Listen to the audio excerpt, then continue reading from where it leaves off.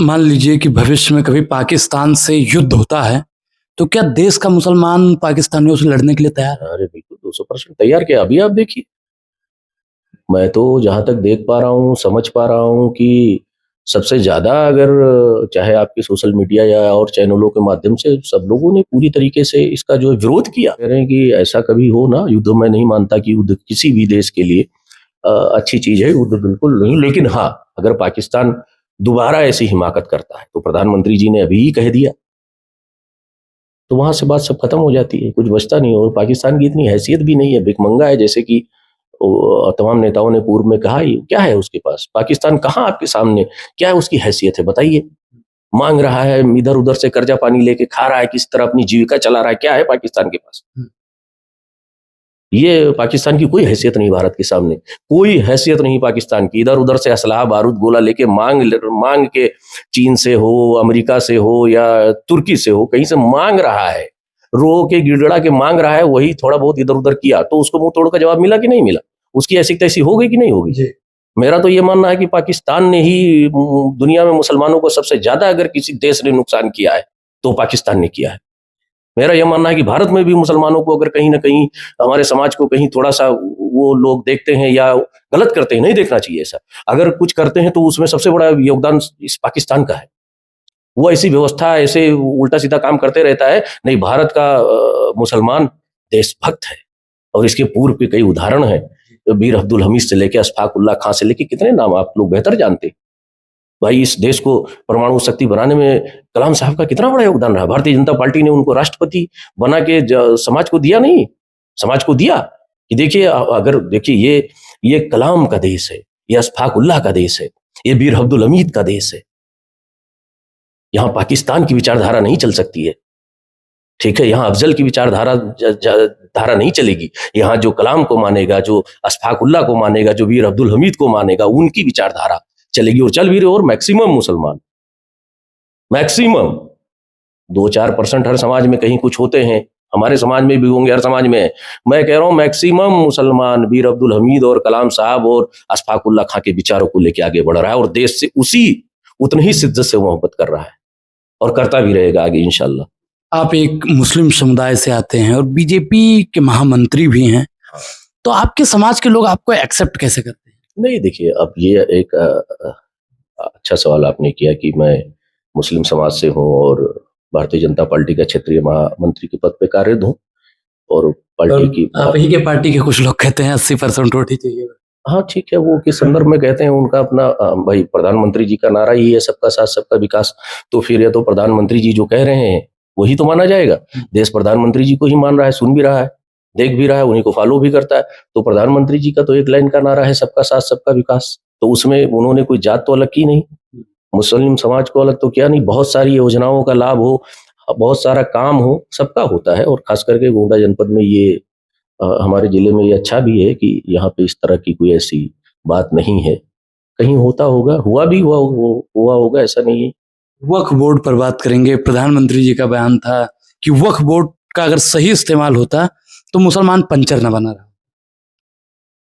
प्रधानमंत्री जी ने इसको किस संदर्भ में बोला ये तो मैं नहीं इस पे कुछ कह पाऊंगा। लेकिन जहां तक वक्फ बोर्ड अमेंडमेंट बिल का सवाल आता है, तो पूर्व में जैसा कि उसमें जो संपत्ति है या जो उनके देख रेख करने वाले जिम्मेदार लोग हैं, ऐसा माना जाता है ऐसा कि बहुत गलत हुआ। जो जिम्मेदारी थी उन्होंने बहुत ईमानदारी से नहीं निभाई, अलग अलग जमीनों को इधर उधर बंदर बांट किया। तो उसी का एक सुधार करने का प्रयास भारतीय जनता पार्टी का है। प्रधानमंत्री जी ने उसको अमेंडमेंट के रूप में, आप इस बिल के समर्थन में? बिल बिल्कुल। वो गरीब इसमें है क्या, जो गरीब मुस्लिम समाज, जैसे जो पसमंदा है और तमाम जातियां हैं मुस्लिम समाज की, तो उसमें उसका लाभ, जो उसकी संपत्तियां हैं वो सरकार अपने व्यवस्था में लेके उसको देखे उसमें, और मुस्लिम समाज के लिए जैसे स्कूल हैं, कॉलेजेस हैं, और क्या विकास हो सकता है उसी के संबंध में बिल की जमीन पर तो तालीम के लिए ही, शिक्षा के लिए, अस्पताल के लिए, मदरसे के लिए इसीलिए होती है। तो उसमें प्रधानमंत्री जी नया क्या करने वाले? नहीं, नया कर रहे हैं। नया ये आप इसको थोड़ा देखिए, नया कर रहे हैं।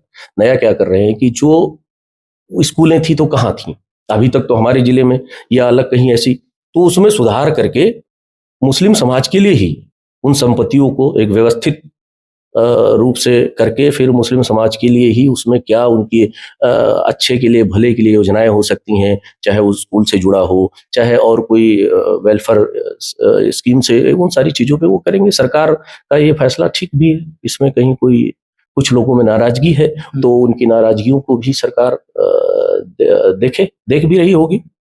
और जेपीसी के माध्यम से जेपीसी के माध्यम बड़े बड़े नेता आपके नाराज हैं। जेपीसी के माध्यम से बहुत सारी चीजें आई भी, सरकार ने उस पर सुधार भी किया, कुछ चीजें घटाई भी हैं और कुछ चीजें जोड़ी भी हैं। और मुझे लगता है प्रॉपर तरीके से जब ये आ तो गया, पास हो गया, जब ये आएगा जमीन पे तो और भी जो कुछ कमियां होंगी वो सुधार में आ जाएंगी। लेकिन ये लाने की आवश्यकता सिर्फ इसलिए पड़ी सरकार को, लोगों को बता भी रहे हैं इस विषय पे, लेकिन ये क्लियर है कि इसमें गड़बड़ियां बहुत थी पूर्व की सरकारों द्वारा या पूर्व के जो इसके जिम्मेदार लोग थे जो इन व्यवस्थाओं को देख रहे थे, उनमें गड़बड़ियां बहुत थी, ये क्लियर है।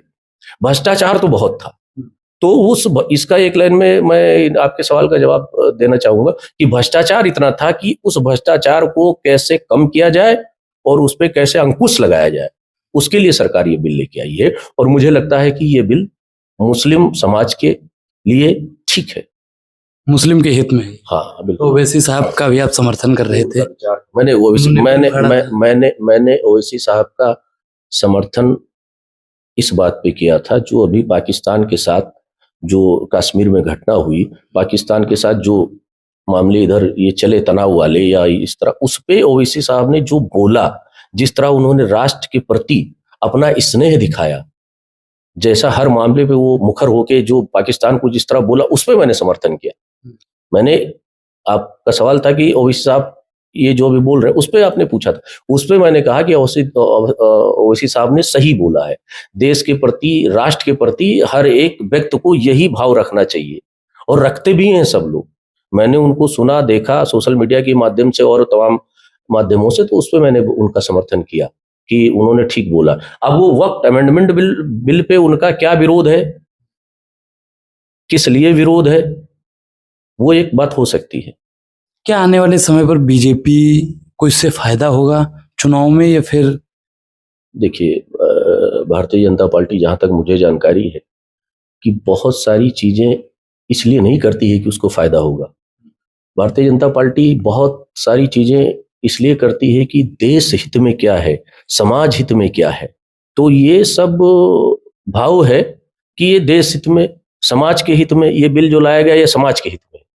अब वो बीजेपी को कितना फायदा होगा, बीजेपी को वोट मिलता है नहीं मिलता है, ये तो एक हाई है कि भाई कहाँ समाज का बहुत कम वोट आता है, तो प्रधानमंत्री जी का या मुख्यमंत्री जी का या भारतीय जनता पार्टी का ये विचार योजना बनाने के समय या इस तरह का कोई बिल लाने के समय ये नहीं रहता है कि ये समाज मुझे वोट देगा।